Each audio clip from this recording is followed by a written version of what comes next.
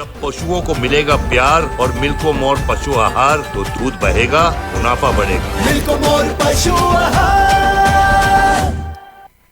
खुदी को आजमाया है तो ये अंदाज आया। तुम में भी मैं हूँ शुद्ध प्लस पान मसाला।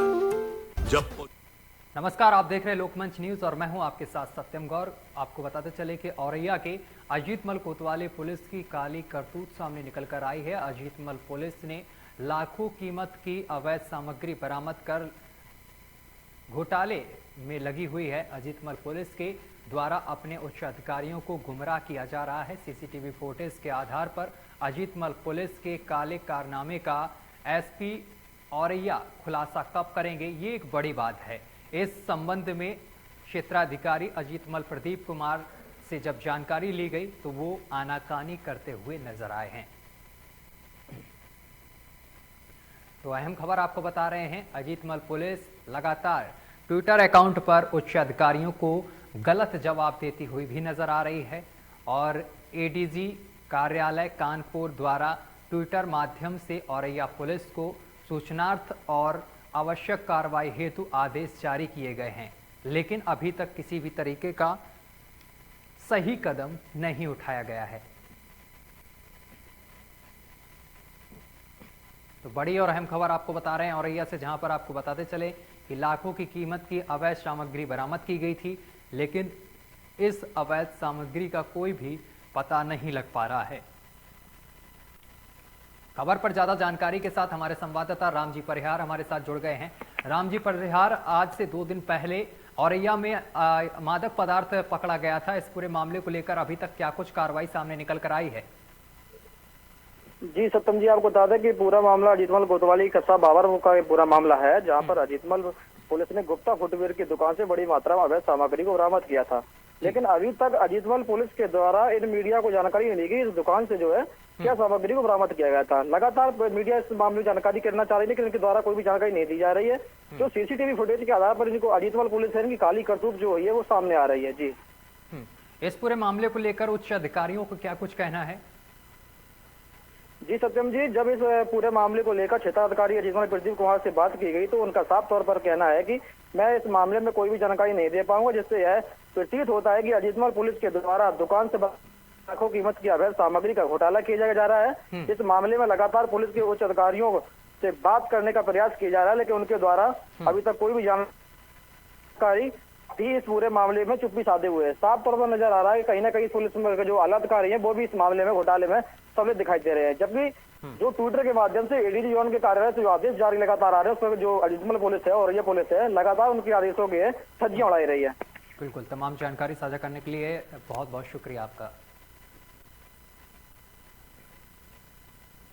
और अगली खबर का रुख करेंगे उत्तर प्रदेश बलिया जिले में सलेमपुर निवासी सुखुराम ने न्यायालय की गुहार लगाई है, जहां पर आपको बताते चले कि युवक ने न्याय की गुहार लगाई है। बताते चले पकड़ई थाना क्षेत्र के सलेमपुर गांव निवासी शिवचंद्र राम सोमवार को जिलाधिकारी से मिलकर न्यायालय की गुहार लगाई है, न्याय की गुहार लगाई है। कहा है कि साहब मेरी जमीन बचा लीजिए। जिलाधिकारी को दिए ज्ञापन में उल्लेख किया गया है कि सलेमपुर गांव में उनकी भूमि जबरदस्ती दबंगों ने कब्जा कर लिया है, जबकि इसी जमीन पर इलाहाबाद कोर्ट ने दिनांक 14 मार्च को स्टे भी लगाया था। बावजूद दबंग लोगों ने इस पर कब्जा कर लिया है, जिसको लेकर युवक ने अधिकारियों से न्याय की गुहार लगाई है।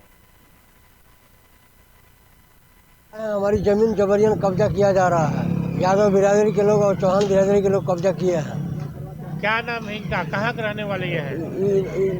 पूर्व ग्राम सभा के रहने वाले लोग हैं। रामजी यादव, स्वर्गीय पिता का नाम स्वर्गीय कपिलदेव यादव और सृष्टि मणि पत्नी इंद्रमणि और मंजू देवी पत्नी सूर्यदेव चौहान और पुष्पा देवी पत्नी दशरथ चौहान साकिम जोगसरा के रहने वाले हैं लोग। कब से कब्जा किए हुए आप उसमें ये भी लेके फर्जी तरीके से हमारी जमीन बेची गई है? फर्जी तरीके से जमीन बेच करके इन लोगों को गई आपकी फर्जी जमीन 2020 में बेची गई है।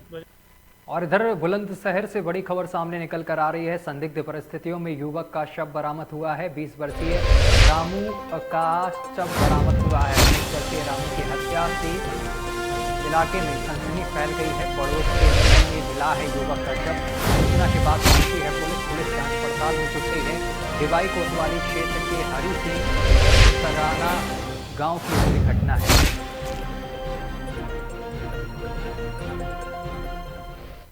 और अगली खबर भी बुलंदशहर से सामने निकल कर आ रही है। बुलंदशहर में विधानसभा चुनाव से पहले बुलंदशहर देहात पुलिस को बड़ी सफलता हाथ लगी है। पुलिस ने अवैध हथियार तैयार करने वाली फैक्ट्री का भंडाफोड़ किया है। फैक्ट्री से 6 बने, 10 अधबने और 3 रिवॉल्वर व 1 अधबनी रिवॉल्वर बरामद की है। और पुलिस ने फैक्ट्री से 10 टाइगर समेत भारी मात्रा में शस्त्र बनाने वाले उपकरण भी बरामद किए हैं। फैक्ट्री में 4 से 5 हजार तक की कीमत के तमंचे और 40 से 50 हजार की कीमत के रिवॉल्वर भी तैयार किए जाते थे। पकड़े गए आरोपी पर पहले भी करीब आधा दर्जन आपराधिक मामले दर्ज हैं। एक आरोपी फरार बताया जा रहा है। अवैध शस्त्र तैयार करने वाले सरगना धर्मपाल की गिरफ्तारी के बाद देहात पुलिस ने खुलासा किया है। ऐसा विधानसभा चुनाव के मद्देनज़र हम लोग अपराध और अपराधियों के खिलाफ जो कार्रवाई कर रहे हैं उसके तहत हमारी स्वाट की टीम और कोतवाली देहात की टीम लगी हुई थी। इसी के मद्देनज़र इन लोगों ने धर्मपाल जो नरसिम्हा का रहने वाला है उसको पकड़ा और उससे जब पूछताछ की गई तो उसने बताया कि हम लोगों द्वारा इस तरह के अवैध शस्त्र बनाए जाते हैं और जिनकी सप्लाई की जाती है। और सूचना पर इन लोगों ने दबिश दिया और इसमें बरामदगी हुई। इसमें लगभग 10 बने हुए असलहे, उसमें 3 रिवाल्वर हैं और 6 तमंचे हैं और एक अधबनी, एक और जो आधी टाइप की होती है, बड़ी बंदूक होती है, छोटी बंदूक होती है, वो है। और इसी प्रकार 13 अन्य जो अधबने असलहे हैं वो भी वहाँ पर प्राप्त हुए हैं। असलहा बनाने में जो मशीनरी और उपकरण की आवश्यकता होती है वो सारी चीज़ें बरामद हुई हैं। और कानपुर में चकेरी थाना क्षेत्र के श्यामनगर इलाके में चोरी के इरादे से घर में चोर घुसे और अमेरिका में रहने वाले गृहस्वामी ने इंटरनेट से जुड़े सीसीटीवी में चोरों को घर में घुसते देखा तो पुलिस को सूचना दी। मौके पर पहुंची पुलिस ने चोरों से मुठभेड़ हो गई और चोरों की फायरिंग से मौके पर एक युवक की गोली लगने से की सूचना भी मिली है, जिसके बाद डीसीपी ईस्ट और 10 से अधिक थानों का पुलिस फोर्स मौके पर पहुंचा। ऑपरेशन कितने लोग मिले, क्या है पता?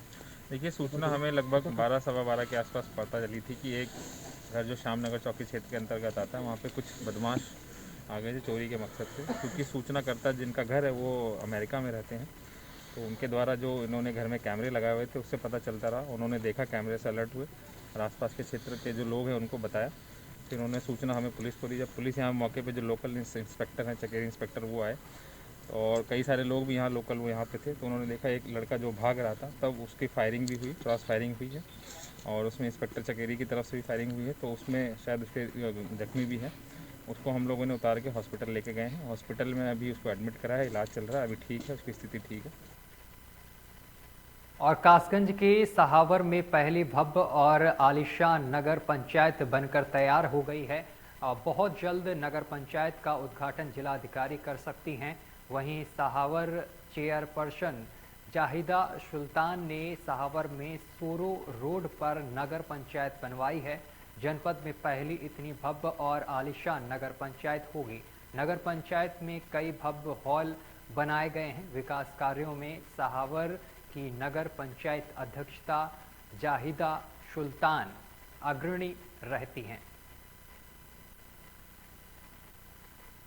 और लखनऊ से बड़ी खबर सामने निकल कर आ रही है। सपा कार्यालय के बाहर शुरू हुआ है इसका चालान अभियान। आज 1 बजे यादव की प्रेस वार्ता। वहीं आपको बता दें माफ करिएगा, वार्ता से पहले पुलिस ने समाजवादी पार्टी कार्यालय को घेरा है। कोविड प्रोटोकॉल का उल्लंघन करने वालों पर सख्त कार्रवाई भी की गई है।